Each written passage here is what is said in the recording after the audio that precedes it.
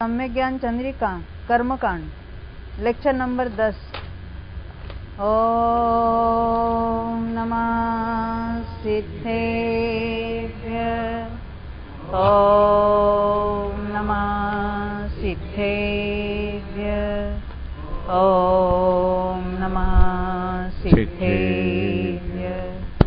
ओम शुद्धात्मने नमो अरिहन्ताणं नमो सिद्धाणं नमो आयर्याणं नमो वज्रायाणं नमो लोये सवसाहूणं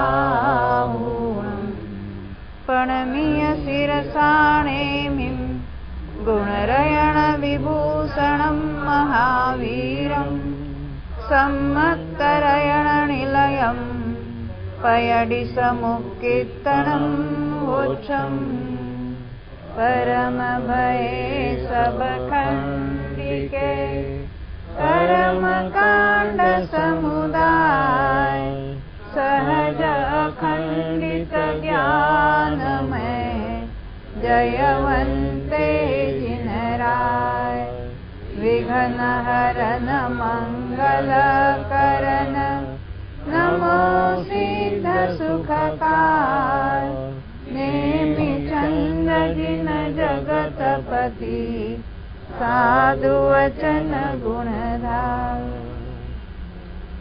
आचार्य श्री नेमिचंद सिद्धांत चक्रवर्ती ने इस गोमटसार कर्मकांड ग्रंथ की रचना की है। उसके आधार से पंडित टोडरमल जी ने सम्यक ज्ञान चंद्रिका नाम की अपनी ढूंढारी भाषा में भाषा टीका लिखी थी। उसी का यह हिंदी अनुवाद है। हम पृष्ठ संख्या 69 पर आगे 69। यहाँ हम उत्तर प्रकृतियों की बात देख रहे हैं। ज्ञानावरण कितने प्रकार का है मिली भाई? 5। हाँ। दर्शनावरण माधवी 9। हाँ। फिर उसके बाद नंबर किसका है? वेदिनी कितने हैं? 2 है। और मोनी 28। आयु हाँ। उसके बाद नाम कितने? 93। उसके बाद गोत्र 2। और कौन रह गया? अंतरा कितने प्रकार का? 5 प्रकार का। यहाँ तो हम मोनी 4 प्रकार का है वो देख रहे थे। उसमें हम पृष्ठ संख्या 69 पर आगे दूसरा पैराग्राफ, वहाँ कषाय वेदिनी 16 प्रकार का है। ये यहाँ पहले तो हमने सारी प्रकृतियों के नाम और वो कितने हैं वो देख लिया था। ये जो उनके नाम है वो कैसे तैयार हुए, उसका अर्थ क्या है, उसकी बात यहाँ चल रही थी। तो कषाय का अर्थ हमने कषंती धातु है, यानी कषंती यानी आत्मा के चारित्र का घात करते। कहीं कहीं कषंती का अर्थ वो दुख देते, ऐसा भी आता है। अब ये 16 प्रकार का जो है उसकी बात यहाँ देख रहे हैं। वह कहते हैं कषाय, क्रोध, मान, माया, लोभ, इनकी 4 अवस्थाएं, यानी क्रोध की 4, मान की 4, माया की 4 और लोभ की भी 4 अलग अलग टाइप उसमें है। तो कहते हैं अनंतानुबंधी क्रोध, मान, माया, लोभ, अप्रत्याख्यानावरण क्रोध, मान, माया, लोभ, प्रत्याख्यानावरण क्रोध, मान, माया, लोभ। उसके पश्चात क्रोध संज्वलन, मान संज्वलन, माया संज्वलन और लोभ संज्वलन। अभी एक एक शब्द कैसे तैयार हुआ, अनंतानुबंधी और प्रत्याख्यान, उसका अर्थ यहाँ कहेंगे। जब उसका अर्थ देखेंगे यानी शब्द कैसे तैयार हुआ तो उस कषाय संबंधी हमें एग्जैक्ट उसका पता चलेगा। वहाँ अनंत अर्थात अनंत संसार का कारण मिथ्यात्व। मिथ्यात्व का दूसरा नाम अनंत भी है, क्योंकि वो अनंत संसार को कारणभूत है, इसलिए मिथ्यात्व को ही अनंत भी कहते हैं। उसे अनुबंधनती अर्थात संबंध रूप करे वे अनंतानुबंधी जानना, यानी वो मिथ्यात्व के साथ मिले हुए हैं। जैसे मिथ्यात्व सम्यक्त्व में बाधा डालता है, ऐसे अनंतानुबंधी का भी कार्य है। तो चारित्र मोहनी का, फिर भी वो मिथ्यात्व के साथ काम करता है, मिलकर डबल एजेंट है। अभी अप्रत्याख्यान का अर्थ बता रहे, शब्द तैयार कैसे होता है। अ अर्थात ईशत यानी किंचित मात्र। अ का अर्थ नहीं है ऐसा नहीं, अभावात्मक नहीं है। अ यानी थोड़ा, किंचित। और प्रत्याख्यान अर्थात संयम।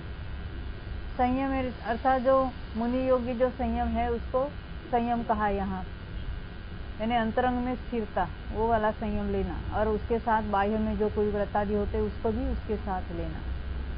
तो कहते प्रत्याख्यान का अर्थ होता है संयम। प्रत्याख्यान का एक अर्थ होता है त्याग भी होता है उसको। जो देश संयम को आवृत करे, अल्प मात्र भी होने न दे, वे अप्रत्याख्यानावरण है। अ का अर्थ क्या देखा? किंचित, अणुमात्र। किंचित यानी अणुमात्र। प्रत्याख्यान यानी त्याग, थोड़ा भी त्याग नहीं होने देते, यानी देश चारित्र थोड़ा त्याग है, उतना भी जो नहीं होने देते उसको कहेंगे अप्रत्याख्यान। चौथे गुणस्थान वाले के तो अप्रत्याख्यानावरण का उदय है, वैसे तो पहले दूसरे तीसरे चौथे सबको है, परंतु पांचवे वाले को नहीं है, क्योंकि जब तक उसका उदय था तब तक उसके अनुव्रत लेने के परिणाम नहीं हो रहे थे, थोड़ा भी त्याग नहीं हो रहा था। अर्थ ख्याल में है ना? तभी उसका एग्जैक्ट हमें पता चलेगा कि चौथे तक तो है उसका उदय, ऊपर नहीं है। ये अप्रत्याख्यानावरण हुआ। अभी प्रत्याख्यानावरण मनुष्य प्रत्याख्यान अर्थात सकल संयम। सकल संयम कहो, महाव्रत आदि के परिणाम कहो, ये सकल संयम, मात्र बाह्य व्रतों की बात नहीं है। यहाँ अंतरंग में जो स्थिरता रूप चारित्र है उसकी यहाँ बात है। उसे आवृणंती अर्थात आवृत करे, ढक दे, न होने दे, वे प्रत्याख्यानावरण है। आवरण है ना शब्द, उसको संयम को आवृत करता है, ढक देता है, नहीं होने देता। कषाय का नाम भी ऐसा ही है और कर्म का नाम भी ऐसा ही है। उसका पूरा नाम क्या है? अप्रत्याख्यानावरण। प्रत्याख्यानावरण हम उसको शॉर्ट में अप्रत्याख्यान प्रत्याख्यान कह देते हैं, कहना कोई बात नहीं, परंतु वो अप्रत्याख्यान है, अप्रत्याख्यान भी नहीं होने देता। और ये प्रत्याख्यानावरण ने प्रत्याख्यान नहीं होने देता, ऐसा उसका अर्थ है। आगे आवरण शब्द है वहां पर, हम कभी कभी उसको गौण करके कहते नहीं है, फिर भी वो समझना, वो प्रत्याख्यानावरण है। अभी संज्वलन का अर्थ करते हैं। सम अर्थात एकीभूत होकर, ज्वलंती अर्थात संयम सहित अपने प्रकाश को करे, यानी यहाँ संयम भी बना रहे और ये कषाय का कार्य भी चले। प्रत्याख्यानावरण कैसा था? संयम होने नहीं दे रहा था, ये संयम होने में कोई बाधा नहीं डालता, फिर भी मंद रूप से वहां उसका कषाय का कार्य चल रहा है, संयम भी चल रहा है।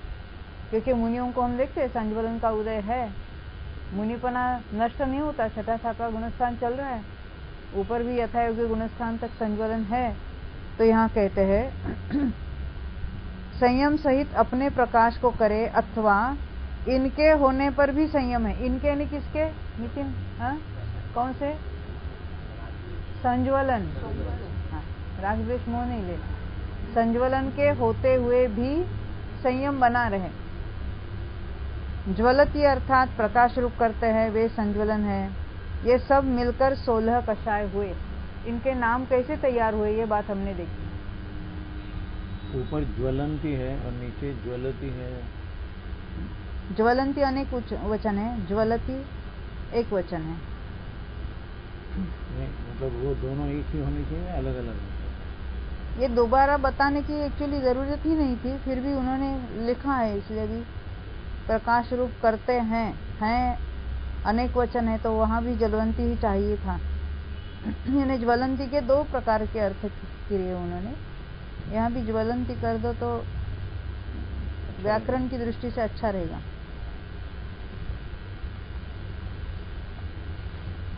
क्योंकि ज्वलती एक वचन है और ज्वलंती अनेक वचन है। यहाँ प्रकाश रूप करते हैं, हिंदी में तो अनेक वचन लिया है।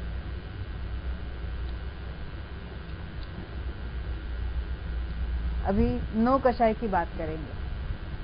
पुनश्च नो अर्थात ईशत किंचित मात्र। नो का अर्थ क्या है?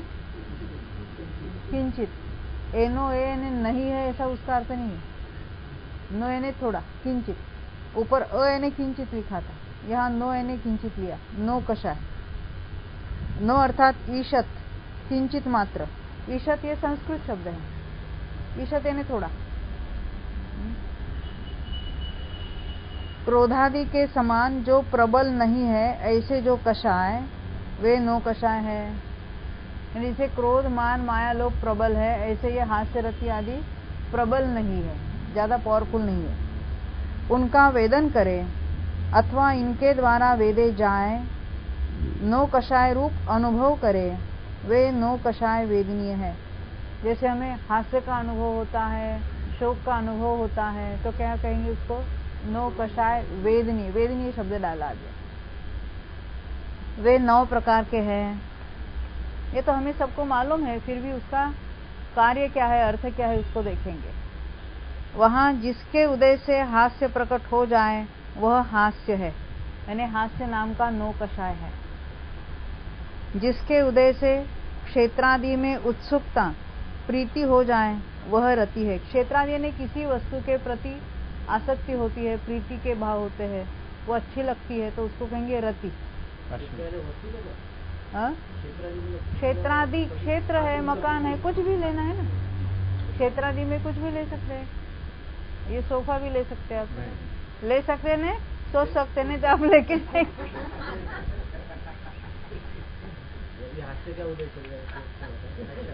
ऐसा नहीं है, ये क्षेत्र का अर्थ है कुकुमा, उसमें कितना अच्छा लगता है मई महीने में।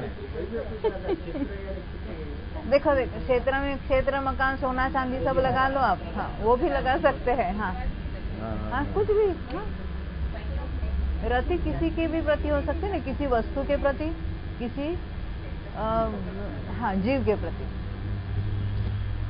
वो रति है। जिसके उदय से क्षेत्रादि में निरुत्सुकता यानी अप्रीति हो जाए वह अरति है।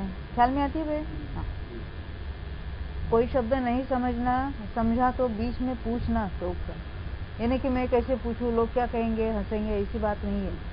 हमें सीखना है तो हमें पूछना चाहिए। कभी कभी हिंदी शब्द आपको समझो नहीं, उसका अर्थ समझ में आता है, तो आप पूछना, आप जरूर।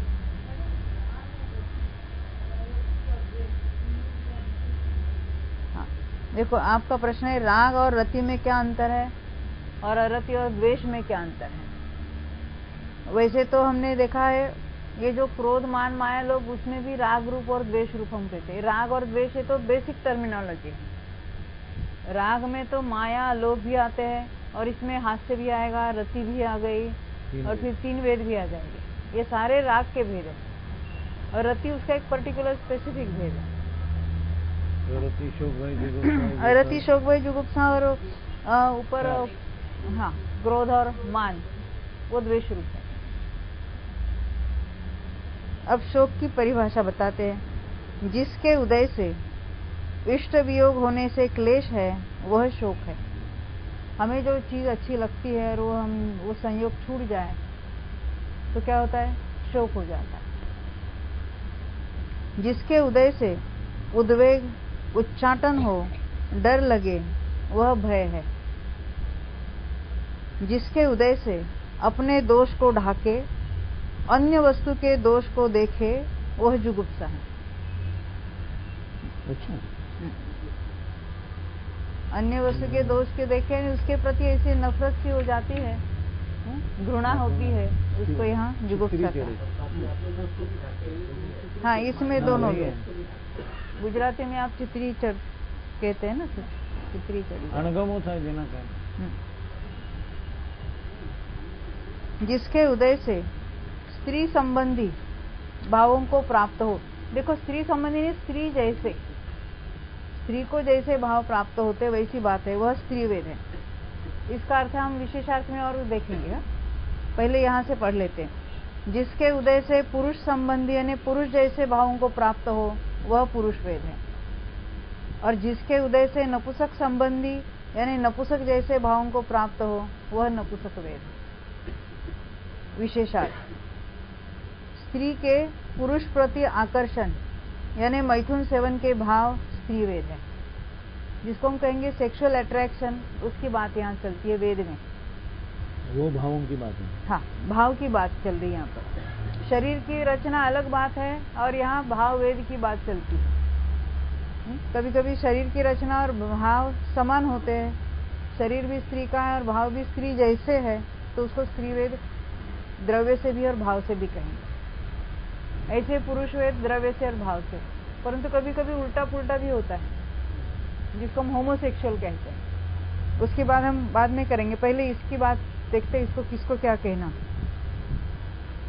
देखो, स्त्री के पुरुष प्रति आकर्षण मैथुन सेवन के भाव स्त्री वेद है, पुरुष के स्त्री प्रति आकर्षण पुरुष वेद है, दोनों के साथ रममान होने का भाव नपुंसक वेद है, द्रव्य पुरुष के पुरुष ही के प्रति आकर्षण भाव स्त्री वेद है। क्या कहते हैं, वो तो शरीर से तो पुरुष है और उसको किसी अन्य पुरुष के प्रति अगर आकर्षण होता है तो उसको क्या कहेंगे, भाव से स्त्री वेद।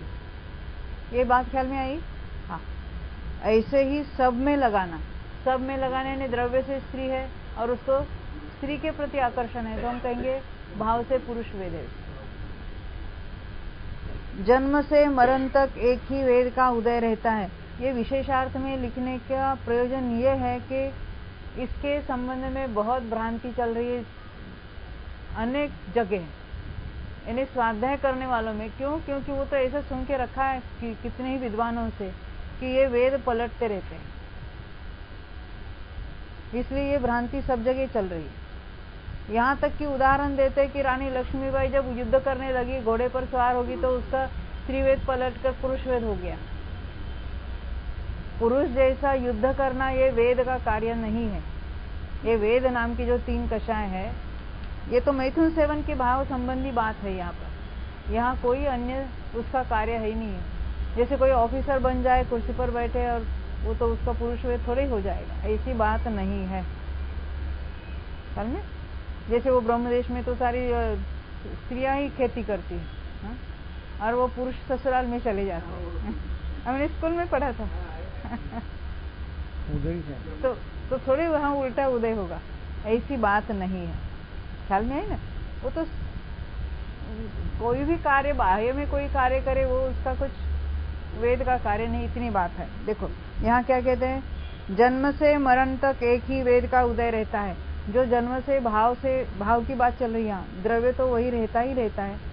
आजकल लोग पूछते हैं, देखो ये ऑपरेशन हुआ और ये हुआ, वैसा हुआ वैसा हुआ, वो तो क्या कुछ यानी उसमें कुछ दम नहीं है।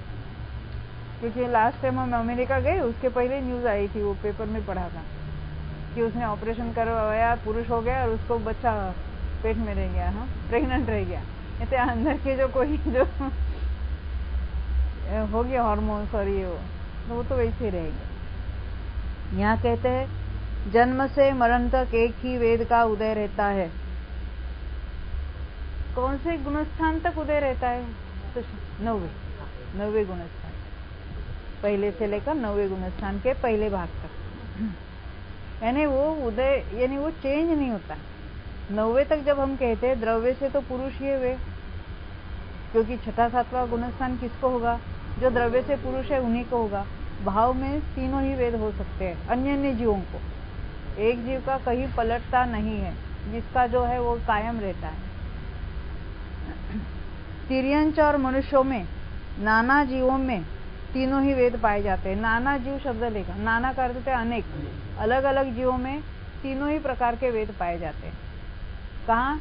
मनुष्यों में और तिर्यंचों में। नारकियों में नपुंसक वेद होता है, यानी एक ही वेद है वहां पर, नपुंसक वेद। वहां कोई स्त्री या पुरुष ऐसे वेद नहीं होते, ना द्रव्य से होते ना भाव से होते। देव और भोग भूमि में जैसा द्रव्य वेद है वैसा ही भाव वेद होता है। यानी देव जो सारे है पुरुष, वो सारे पुरुष वेदी ही है, और जितनी देवांगना है देवियां, वो सारे स्त्री वेद ही वाले ही।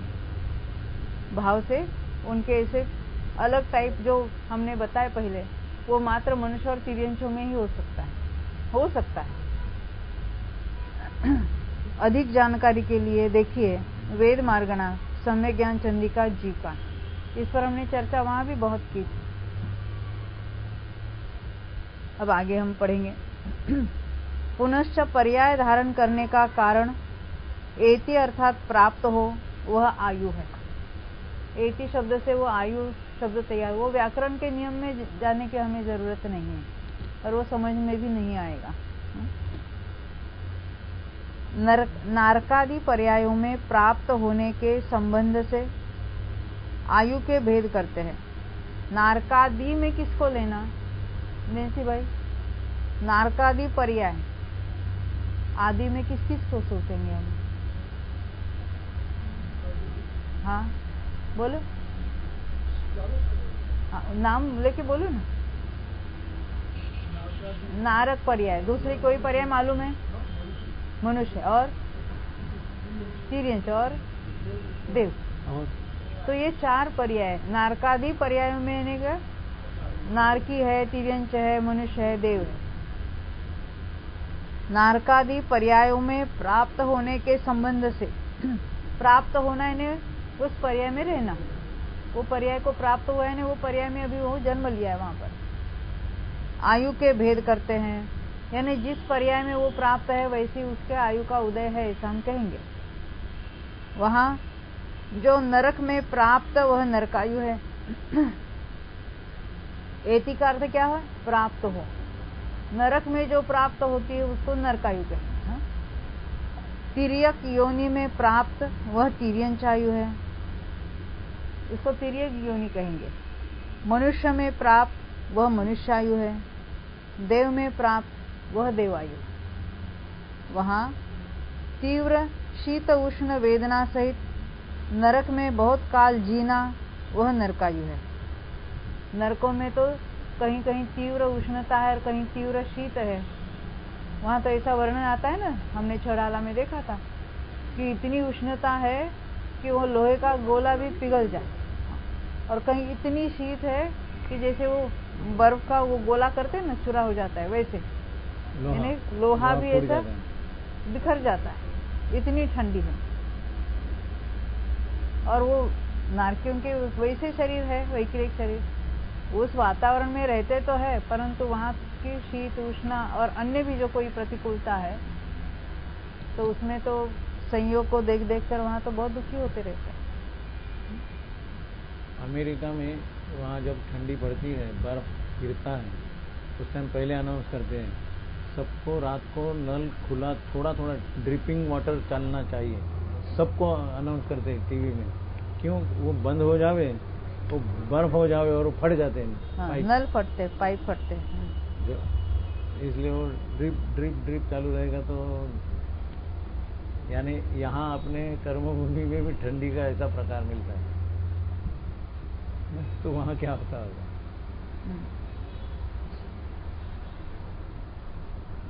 आगे देखेंगे हम। ऐसे अन्य तीनों का स्वरूप, अन्य ने अभी प्रत्येक आयु का ऐसा समझ लेना है। उन्होंने फॉर एग्जाम्पल नरक की बात की यहाँ पर। पुनश्च नाम कर्म, अभी नाम कर्म में ये जो प्रकृतियां हैं वे कैसे वे शब्द तैयार हुए, उनके क्या अर्थ है, क्या कार्य है, उसको बताएंगे। नाम कर्म पिंड अपिंड प्रकृति के भेद से 42 प्रकार का है। ये पिंड प्रकृति कितनी देखी थी हमने वीरेश भाई? पिंड प्रकृतियां 20, आपके 14। नितिन भाई याद है आपके? बोलो।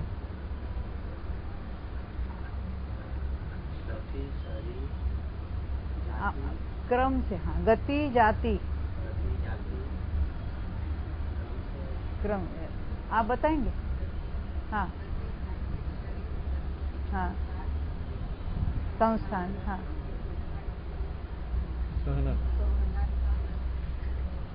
अंगोपांग, हाँ,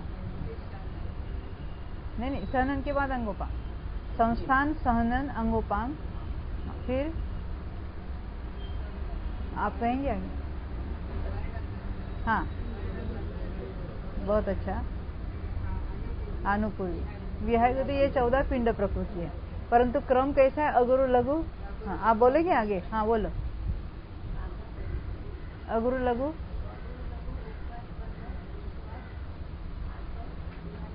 आतप उद्योग, फिर विहाय। हाँ हाँ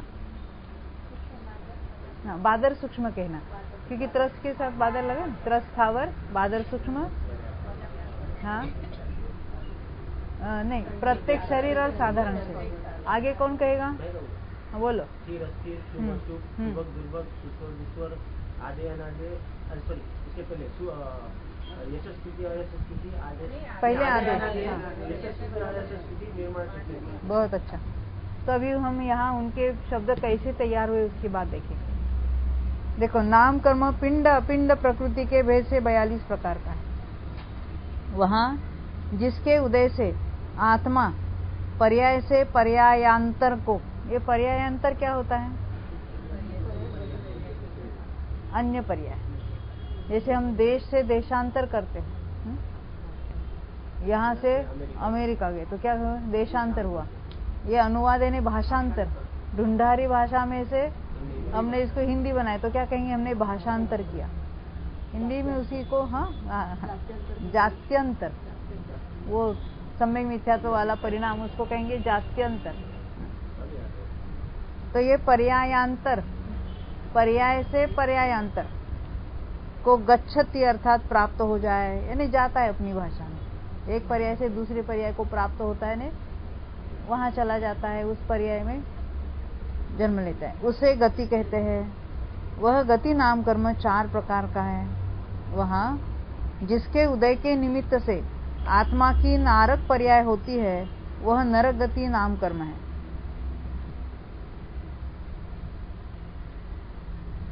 ऊपर आयु की बात क्या की थी? नरक में जो प्राप्त हो वह आयु है। और यहाँ कहते कि जिसके उदय के निमित्त से आत्मा की नारक पर्याय होती है, वह नरक गति है। जिसके उदय से आत्मा की तिर्यंच पर्याय होती है, वह तिर्यंच गति नाम कर्म है।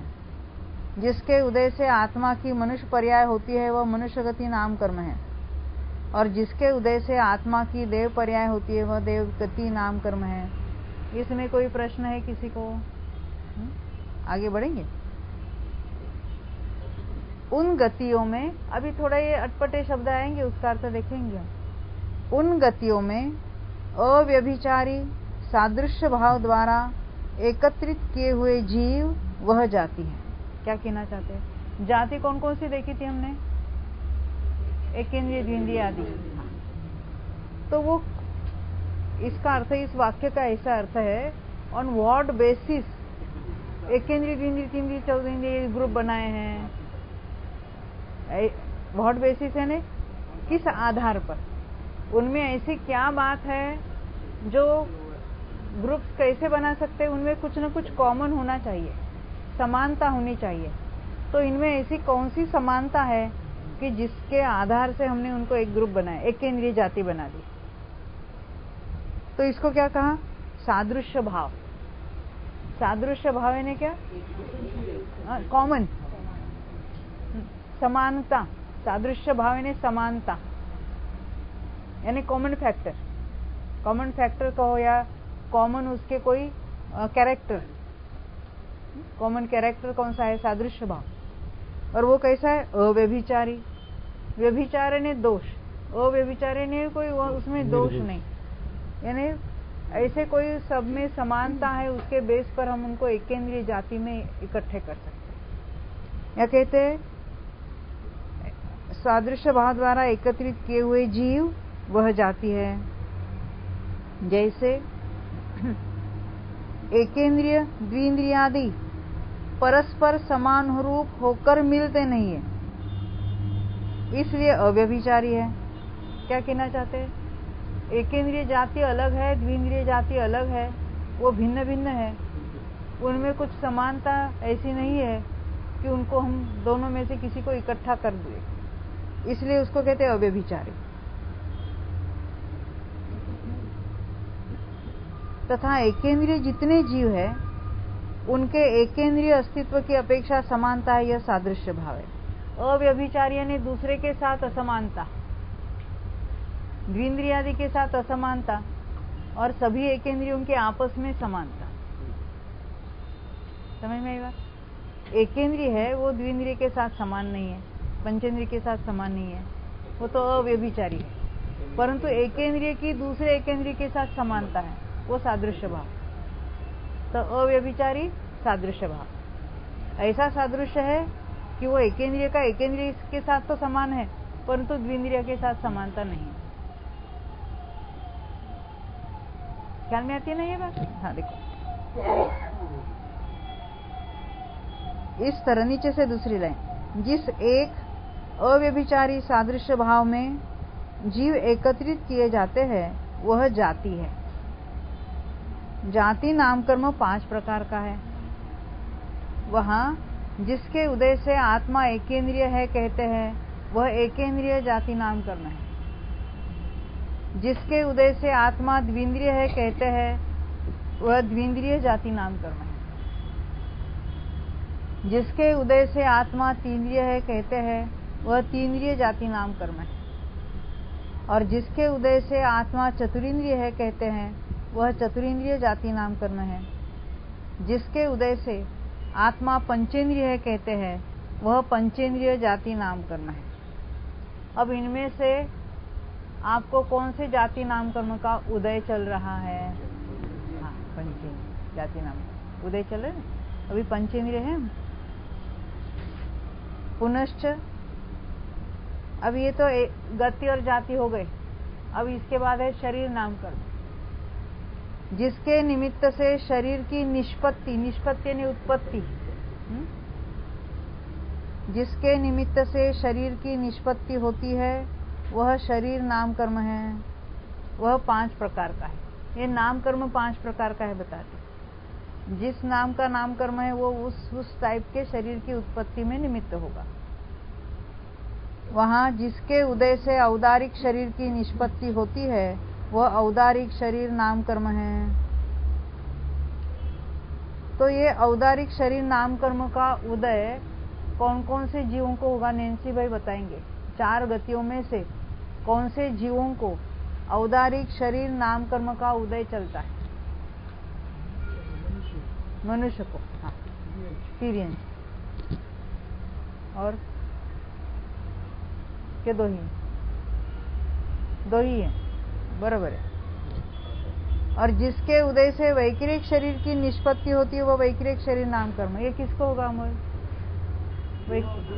देवरांति, बहुत अच्छा। जिसके उदय से आहारक शरीर की निष्पत्ति होती है वह आहारक शरीर नामकर्म है। पापा आप बताएंगे किसको होगा? कौन से मुनि को? कौन से गति का? आहार कृतिधारी मुनि। पण गुणस्थान कौन सा? 7वें में नहीं होता है, 6ठे में होता है। इसका उदय मात्र 6वें गुणस्थान में है। और वो भी किसके होगा? जिन्होंने आहारक शरीर नामकर्म और आहारक शरीर अंगोपांग नामकर्म पहले बांधा है। वो बनता कहाँ है? तो वो बात आगे आएगी। 7वें 8वें में बनता है। वो ही मुनिराज 6ठे में आते हैं। और वो जो सभी तो आहारक शरीर की रचना नहीं करेंगे। किसी को वंदना का भाव हो या कोई उन्हें अभी जैसे करनान योग के कोई गहन विषय में कोई प्रश्न उठे मन में, यहाँ तो लिखते तत्वों में शंका, पर वो 7 तत्व की शंका होगी कि नहीं होगी? नहीं तो मुनिपना नहीं रहेगा, सम्यक तो नहीं रहेगा। वे तो बिल्कुल निशंक है। हाँ, परंतु तत्वों में शंका है ना, कोई प्रश्न ऐसा उठता है, कोई चर्चा निकली है उस संबंधी कोई समाधान के लिए, और वहाँ कोई ज्ञानी नहीं है उनसे अधिक, तो उनके भाव आता है। तो आहारक शरीर के द्वारा जहाँ तीर्थंकर विराजमान है समोचरण में, वहाँ उनके सामने जाते उनका शंका का निरसन हो जाता है और फिर वापस लौट के आते हैं। 6ठे गुणस्थान के अंतर्मूर्त काल से इसकी रचना का काल और छोटा है। ये सारे उसके अंदर हो जाता है काल। तो आप कहेंगे वो गए और वहाँ दिव्य ध्वनि नहीं फिरती होगी, तो ये ऐसा नहीं होता है। वहाँ जाते उनके प्रश्न समाधान हो जाता है।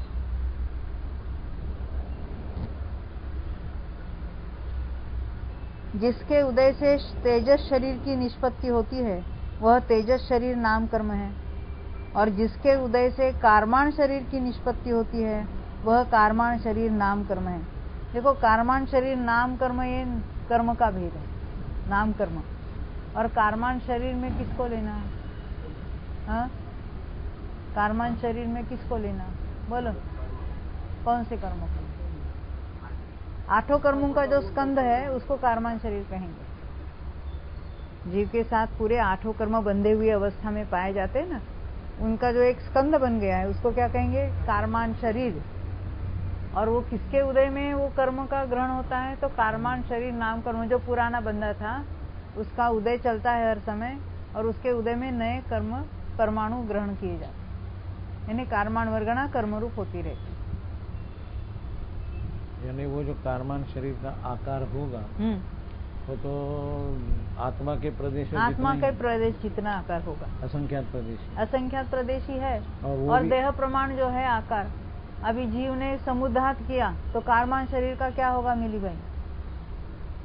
मूल शरीर में रहेगा कि वो बाहर फैलेगा? हाँ, शरीर में रहेगा। मिली क्या बोलते हैं? मिली कुछ बोल नहीं रहे। तो जितने आत्म प्रदेश बाहर फैल गए वो मुक्त हो गए।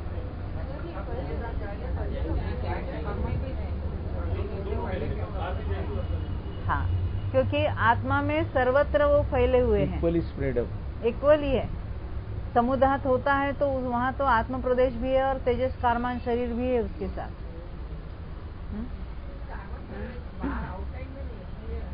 पूरे असंख्यात प्रदेश, एक क्षेत्रावगाह घन स्वरूप है ना आत्म प्रदेश, वो पूरे के पूरे सर्वत्र खींचोखींच भरा है। ये तो कर्म की बात है। और वहां अन्य जो पुद्गल परमाणु पड़े होंगे एक, क्योंकि उस क्षेत्र में तो बहुत सारे द्रव्य है ना, आकाश द्रव्य, धर्म द्रव्य, अधर्म द्रव्य, काल द्रव्य, वैसे अन्य भी पुद्गल परमाणु कितने ही पड़े हैं। आज फोन आया था बीना से, वो सुदीप इंजीनियर है, तो वर्गणा का प्रकरण सुदीप जी, पंडित सुदीप जी हैं, सुदीप जी शास्त्री, जिन्होंने हमें बीना में इनवाइट किया था। तो वहाँ तो हाँ, वो हमेशा उनका फोन आता है। अभी वो समय ज्ञान चंद्रिका चल रही, उनके वर्गणा का प्रकरण चल रहा है। तो वर्गणा यानी परमाणुओं की रेंज है वो। तो ये तो केमिकल जिसके ऑर्गेनिक केमिस्ट्री सीखी है उसको इतना फिट बैठता है।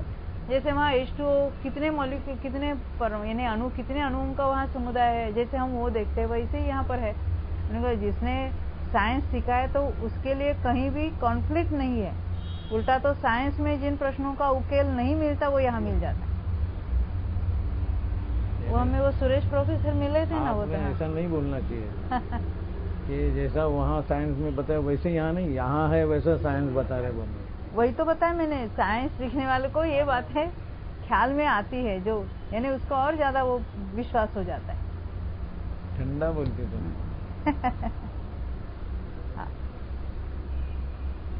अभी यहाँ आगे शरीर नाम, सुरेश भाई का क्या बोलते थे? नहीं, वो तो औरंगाबाद यूनिवर्सिटी के फिजिक्स के head of the department of physics department. तो वहाँ तो स्निग्ध वृक्ष वगैरह की बातें हुई थी, और ये बंद कैसे होता है, दो का डिफरेंस वगैरह। तो उन्होंने बोला हम तो इसी बात पर रिसर्च कर रहे हैं, तो आपने उसका सॉल्यूशन बता दिया। 91 की बात है। हाँ, 91 की बात। आपने इसमें आते शिविर में? देवलाली में आते, अभी रिटायर हो गए ना। देखो, शरीर नाम कर्म के उदय के वश से जो आहार वर्गणा रूप पुद्गल स्कंद ग्रहण किए, उनके प्रदेशों का देखो क्या कहना चाहते हैं। अभी ऊपर के जो पैराग्राफ में हमने देखा था, हम औदारिक शरीर नाम कर्म की बात करेंगे। औदारिक शरीर नाम कर्म का उदय किसके? मनुष्य तिर्यंचों का है। उसके उदय के कारण क्या होता है? औदारिक शरीर के जाति वाले परमाणु का ग्रहण होता है, यानी औदारिक शरीर के योग्य जो आहार वर्गणा है उसका ग्रहण होता है। अब ये तो ग्रहण हुआ तो क्या हुआ, आगे उसका शरीर रूप रचना भी होनी है ना। मात्र ग्रहण करने का कार्य शरीर नाम कर्म के उदय में हुआ। अब उसके आगे का प्रोसेस यहाँ बता रहे कि शरीर नाम कर्म के उदय के वश से जो आहार वर्गणा रूप पुद्गल स्कंद ग्रहण किए, ये तो ऊपर के शरीर नाम कर्म की बात हुई। पुद्गल कर्म गए, पुद्गल परमाणु को ग्रहण किया, उनके प्रदेशों का परस्पर संश्लेष संबंध जिसके उदय से होता है वह बंधन नाम कर्म है। ये आहार वर्गणा रूप तो पुद्गलों का पुंज था, अब वो तो ओरिजिनल वहाँ जो शरीर होगा या उनका जो आपस में बंधन होगा, बंधन यानी आपस में जो संबंध हो जाएगा, स्कंद रूप एक रचना हो जाएगी, एक स्कंद रूप रचना। नहीं तो आहार वर्गणा हमने शरीर के परमाणु ग्रहण किए, और ये ऐसे छोटे छोटे छोटे छोटे हो गए, तो यहाँ क्या होगा? एक स्कंदरूप रचना हो जाती है उसकी। वो बंधन नाम कर्म है। बंधन यानी जो ग्रहण किए हुए जो परमाणु है वो एक दूसरे के साथ स्कंदरूप हो जाते हैं। हाँ, बहुत अच्छा, ऐसा पूछना चाहिए। आपका प्रश्न है संश्लेष संबंध का अर्थ क्या है? हम जरा देखते हैं संश्लेष संबंध यानी क्या।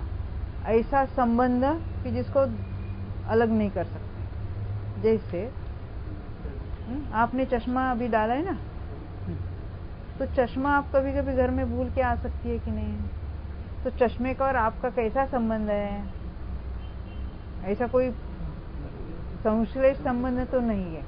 गहने पहने हम तो चेंज भी करते हैं, कपाट में रखते हैं, क्योंकि कहीं जाना है बाजार में, अरे कोई ये साकल खींच ले तो क्या कहते हैं, हम निकाल के रखते हैं। कपड़े हैं, हाँ, अभी कहीं प्रसंग में जाना है, शादी में जाना है, तो ये ऑर्डिनरी निकाल के रखे, हमने दूसरे पहने और चले गए। तो ये कपड़ों का हमारा ऐसा संबंध नहीं है।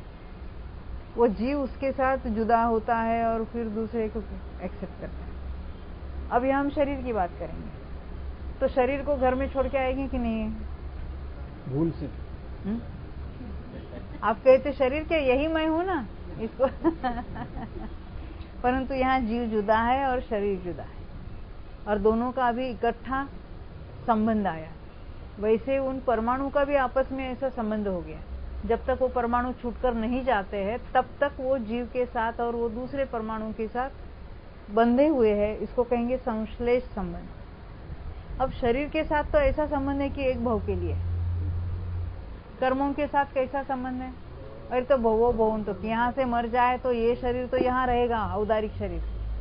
तेजस और साकारमान तो वो जीव के साथ ऐसा संबंध है, तो वो आगे के भव में भी दोनों साथ साथ चले जाएंगे। तो जीव कर्म को ले जाएगा कि कर्म जीव को ले जाएगा? नितिन भाई, तो जाते कैसे? हाँ, पुद्गल क्या? अरे क्यों उनको सोचने दो। अरे षटकार कहीं पर डालो मत, कभी सीखे हो इसलिए बोलो नैन्सी भाई, अपने अपने क्रियावती शक्ति से जाते हैं। अब वो क्रियावती शक्ति का जो कार्य हो रहा है उसमें उसका षटकारक लगेगा, तो उनको एकदम डायरेक्ट घुस गया। वो कहते कोई तो एक फॉर्मूला बता दो, कहीं तो फिर हो जाएगा। लगा देंगे, सामने वाला नहीं समझता तो चुप बैठेगा, ऐसा समझाओ। हाँ। ये समझ में आ गई बात संश्लेष संबंध की, यानी जीव का और कर्म का कैसा संबंध है? तो संश्लेष संबंध है। अब यहाँ तो सभी शरीरों के लिए संश्लेष संबंध लिखा। एक प्रश्न था। हाँ, ये जो तेजस शरीर है, जैसे हम कारमान शरीर की, उसमें से कुछ कर्मों की उत्कृष्ट स्थिति जिसको कहेंगे, उत्कृष्ट उसकी जो कुछ वो 70 कोड़ा कोड़ी की। हाँ, कारमान की 70 कोड़ा कोड़ी सागर। वैसे हाँ, कारमान की हम बोलेंगे ना, वैसे तेजस शरीर की कितनी है? 66 सागर। 66 सागर 66। ये जीव कांड में आई थी बात, योग मार्गणा में आई थी, जहाँ समय प्रबद्ध की बात चली।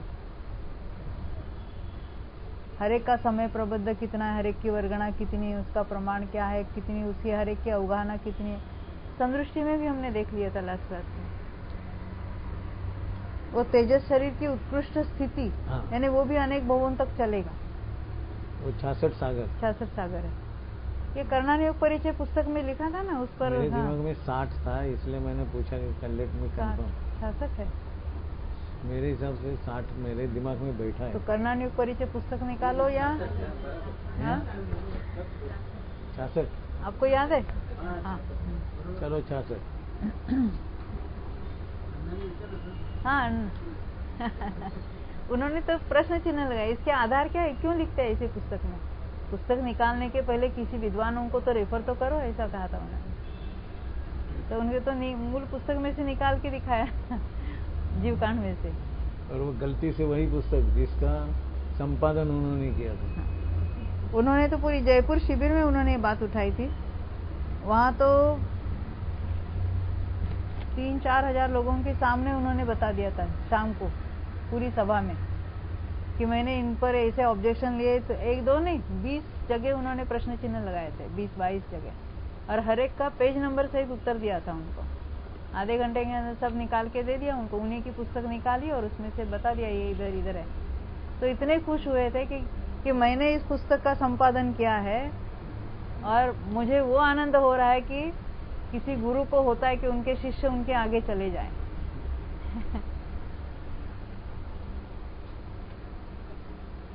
क्या होता है करणान योग में कोई विधान करते या लिखते हैं तो बहुत अंदर से, यानी इतनी रिस्पॉन्सिबिलिटी है अपनी कि कोई गलत रह जाए वहां पर बात, तो आगे के लोग उसी को सच समझेंगे, यानी और ये अगर जिनागम के विरुद्ध हो जाए बात तो अपनी जिम्मेदारी कितनी बढ़ती है।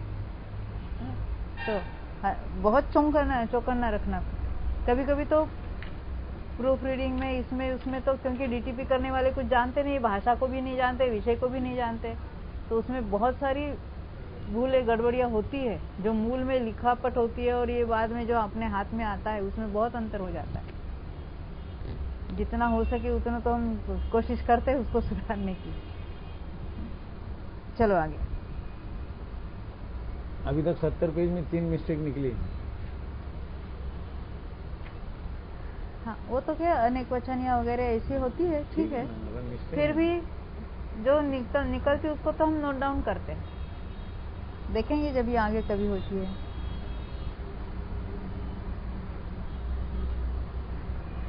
अमर पट्टा लिखते ये संश्लेष की बात हो गई। हाँ? बंधन नाम कर्म, ये तीसरी लाइन तीसरे पैराग्राफ की, वह औदारिकादि शरीरों की अपेक्षा 5 प्रकार का है। वह है ने कौन? हाँ, कौन कौन से आप नाम बताना,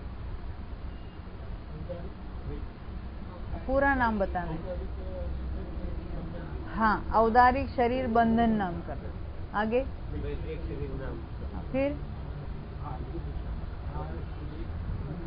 हाँ नलिन भाई हो गया वैक्रिक। हाँ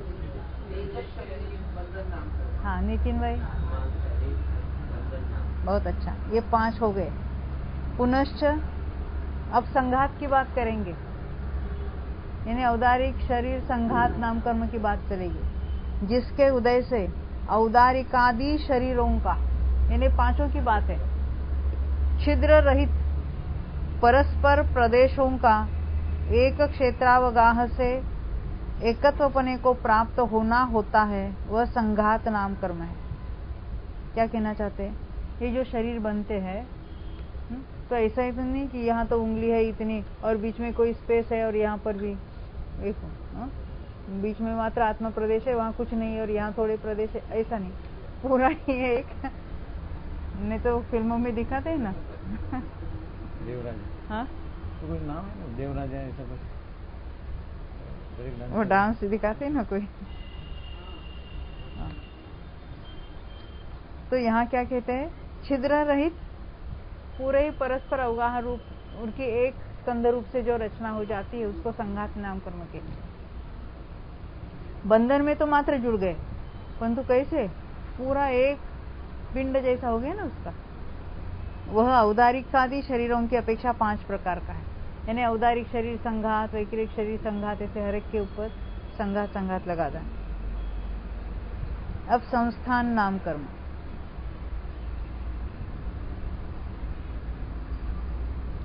जिसके उदय से औदारिकादि शरीरों का आकार निपजता है, वह संस्थान नाम कर्म है। वह 6 प्रकार का है।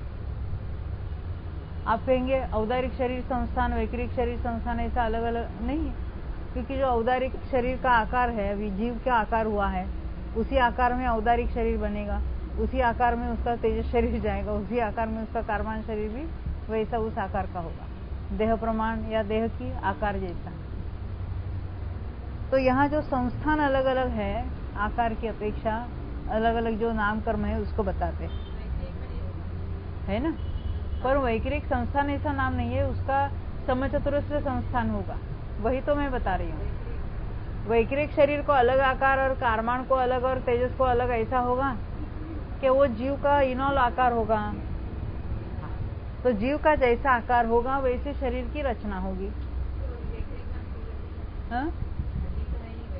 वो सहनन वो सहनन की बात है, ये संस्थान की बात है। अच्छा हुआ पूछा आपने।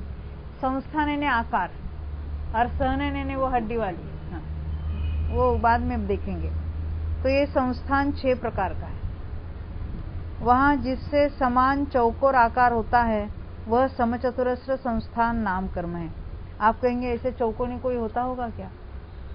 चौकोनी, समान चौकोर का अर्थ है प्रोपोर्शनेट बॉडी।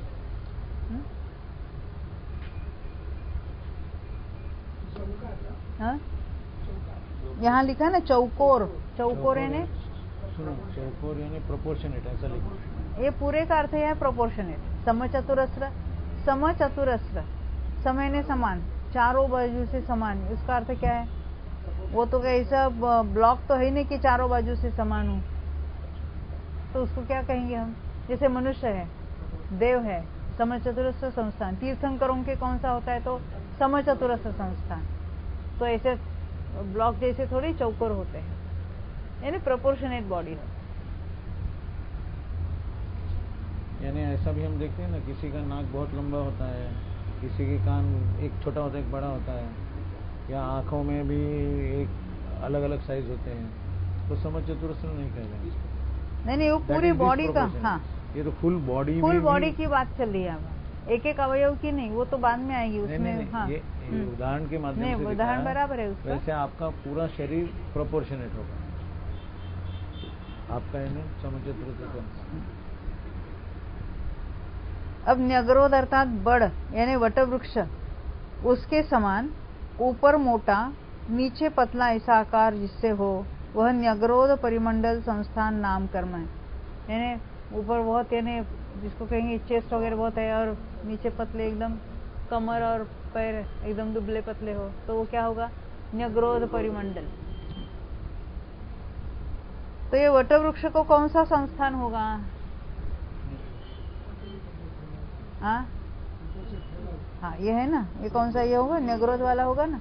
हाँ, वो जो झाड़ है, वट का झाड़, उसका कौन सा संस्थान होगा, ऐसा प्रश्न है। वृक्षों को कौन सा संस्थान होगा? हाँ, एकेंद्रिय। बहुत अच्छा। वो अवक्तव्य यानी हुंडक संस्थान, क्योंकि उसकी तो इतनी अवगाहन है, अंगुल के असंख्यात भाग जितने। ये तो उसका यहाँ उदाहरण दिया है, उनको नहीं समझा। मैंने प्रश्न इसलिए पूछा था, यहाँ वटवृक्ष का एग्जाम्पल दिया। वटवृक्ष समझते ना, बड़ का झाड़, ऊपर वो बड़ा है और नीचे वो उसकी जो ट्रंक जो है वो तो छोटी है। तो ऐसे कोई होता है कि ऊपर बहुत ऐसा बड़ा है, यानी बहुत जाड़ा है, और नीचे से बहुत दुबला है, कमर और वो नीचे के पोर्शन दुबला, तो उसको न्यग्रोध परिमंडल कहेंगे, उस साइज। तो इसलिए मैंने पूछा कि वृक्षों के कौन सा होगा संस्थान? क्या वटवृक्ष को ये संस्थान होगा? ये मैंने पूछा। प्रश्न समझे, उत्तर नहीं समझे। प्रश्न समझ में आई? तो वटवृक्ष को न्यग्रोध परिमंडल संस्थान होगा कि नहीं होगा, ये मेरा प्रश्न है।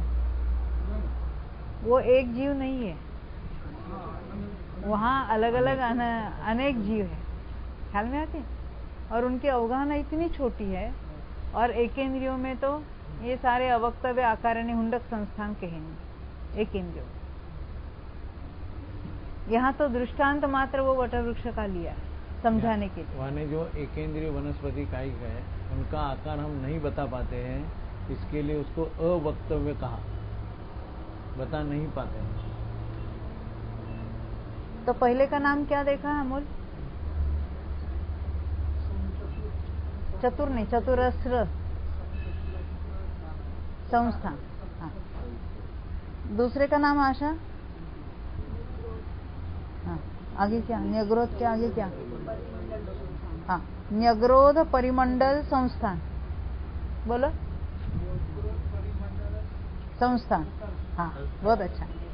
तीसरा है स्वाति, अर्थात ऊपर पतला नीचे मोटा, ऐसा आकार जिससे हो वह स्वाति संस्थान नाम कर्म है। ये तीसरा हुआ। चौथा कुब्जा, कुब्जक संस्थान, कुब्जा आकार जिससे हो वह कुब्जक संस्थान है। कुब्जा समझते हैं? हंस, कुबड़ा, मराठी में कुबड़ा कहते हैं। वो आप कोई गुजराती शब्द है? गुजराती में क्या कहते हैं? खोड़ो, नहीं, खंदो, खंदो क्या? कुंदो कुंदो कुंदो, कुंदो। कुंदो कहते हैं ना। Hunchback, hunchback.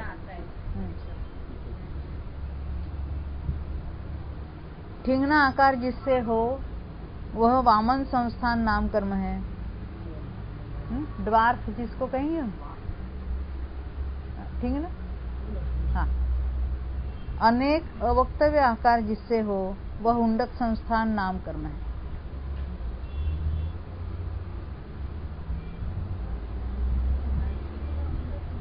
क्या नारकियों का हुंडक संस्थान होता है? मनुष्यों में भी पाया जाता है, मनुष्यों में भी पाया जाता है। ये 6 संस्थान मनुष्यों में भी हो सकते हैं, जिसके उदय से अंगोपांग के भेद होते हैं वह अंगोपांग नाम कर्म है। अंग उपांग हमने देखे ना, मुख्य अवयव और छोटे छोटे अवयव। वह 3 प्रकार का है, औदारिक अंगोपांग, वैक्रिक अंगोपांग, आहारक अंगोपांग। अंग और उपांग है, कहीं कहीं आंगोपांग लिखते, परंतु अंगोपांग सही बात है। अब सहनन की बात आती है। ये तेजस अंगोपांग और कारमान अंगोपांग है कि नहीं है? हाँ, नहीं। जिसके उदय से हड्डियों के बंधन की विशेषता होती है, यानी हड्डियां कैसी है, उनके बंधन कैसे है, आदि जो बातें होती है उसमें सहनन कहेंगे। वह सहनन नाम कर्म है। वह 6 प्रकार का है। देखिए 6 नाम लिखे यहाँ। वज्र, ऋषभ, नाराज, वज्र नाराज, नाराज, अर्ध नाराज, कीलित, असंप्राप्ता, श्रुपाटिका, सहनन। कल इसको याद किया था हमने। वहां सहनन नाम तो हड्डियों के समूह का है। सहनन का अर्थ क्या है? हड्डियों का समूह। और ऋषभ अर्थात जिसके द्वारा वेष्टित करे, बांधे, जैसे रस्सी से बांध देते हैं, उसको ऋषभ कहेंगे। नाराज नाम कील का है। कील समझते ना, कीला, नेल। जैसे लोहे की कील लकड़े में ठोकते हैं। पुनश्च वज्र समान जो भेदा न जाए ऐसा हो उसे वज्र कहते हैं। इस तरह जिस वज्र सहनन युक्त शरीर में वज्र का ऋषभ, पहले वज्र की हड्डी, वज्र का ही वृषभ और वज्र का नाराज यानी कीला हो, ऐसा शरीर जिसके उदय से होता है वह वज्र, ऋषभ, नाराज शरीर सहनन नाम कर्म है। एक ख्याल में आई बात। वज्र की हड्डी, वज्र का वृषभ यानी वेस्टर्न उसका कवरिंग, और वज्र के नाराज यानी कील, वज्र से वो जॉइंट्स उसके फिक्स किए हुए हैं। जहां वज्र का ऋषभ नहीं है, सामान्य ऋषभ द्वारा वेष्टित हो, ऐसा शरीर जिसके ऋषभ यानी उसका वेस्टर्न, जिसके उदय से हो वह वज्र नाराज शरीर सहनन नाम करें। वज्र और नाराज कह दिया। उसमें जो वृषभ जो वेस्टर्न है वो ऑर्डिनरी है, हड्डी तो वज्र की है। पुनश्च वज्र विशेषण रहित साधारण नाराज से कीलित हड्डियों की संधि हो, ऐसा शरीर जिसके उदय से हो वह नाराज शरीर सहनन नाम कर्म। ये जो कील है वो ऑर्डिनरी है, वज्र वाला नहीं है। जहां हड्डियों की संधि, संधि यानी जॉइंट, नाराज से अर्ध कीलित हो, यानी हाफ में ही वो है, पूरा जॉइंट वो फिक्स नहीं है, आधे में है, ऐसा शरीर जिसके उदय से हो वह अर्ध नाराज शरीर सहनन नाम कर्म है। हम भी ऐसे देखते हैं, ये तो एल्बो जॉइंट है, यहाँ भी ऐसे एक दूसरे में ऐसे है, अंदर कीला तो नहीं है परंतु इस तरह से वो एक दूसरे में फिक्स है। और ये जो हड्डियां वो कैसे, वो बाहर है और बस ऐसे पृथक पृथक है बिल्कुल। और ये जो एल्बो जॉइंट में के वो अंदर है, और ऐसे हिप जॉइंट है वो तो उसका जो है ऐसा हेयर होता है, उसके अंदर वो रोटेट होता है। परंतु फिर भी वो दोनों सेपरेट हैं। वहां कोई कील नहीं है अंदर, यहाँ कील वाले हैं। अर्धनारचवा, जहाँ वज्र की हड्डी नहीं है तथा वे परस्पर कीलित हो, ऐसा शरीर जिसके उदय से हो वह कीलित शरीर सहन नाम कर्म है। जहाँ परस्पर प्राप्त नहीं होती जुदी जुदी सरीसृप की हड्डियों की तरह नसों द्वारा बंधी हुई हड्डियां हो, ऐसा शरीर जिसके उदय से हो वह असंप्राप्ता सृपाटी का शरीर सहन नाम कर्म है। यही रुकेंगे हम ना, हमारा समय हो गया। जावाणी के ज्ञान ते सूझे लोकालो, सोवाणी मस्तक नमो सदा देत हो। नलिन भाई। नमो अरिहंताणं, नमो सीताणं, नमो आर्याणं, नमो वज्रायाणं, नमो लोये संस्थाणं, नमो अरिहंताणं, नमो सीताणं, नमो आर्याणं, नमो वज्रायाणं, नमो लोये संस्थाणं।